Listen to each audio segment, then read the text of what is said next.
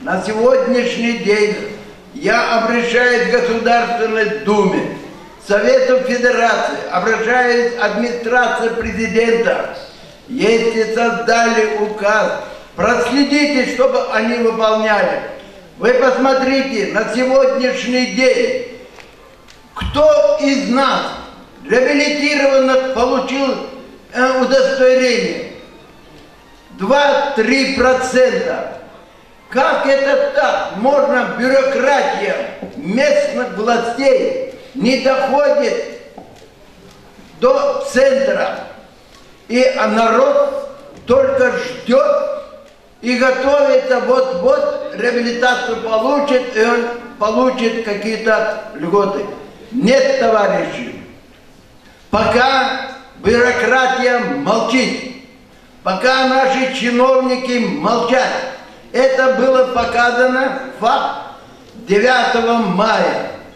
Это День Победы, 70 лет. Вы понимаете, мы, крымские татары, Крым-Берлигин, более 300 человек, подняв героев Советского Союза, подняв ветеранов войны, женщины, старики, старухи, пришли, это мой отец, это мой, допустим, мать.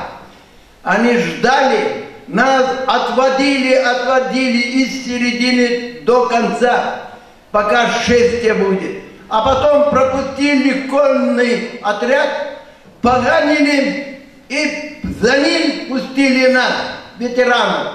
Спасибо вам, уважаемые чиновники.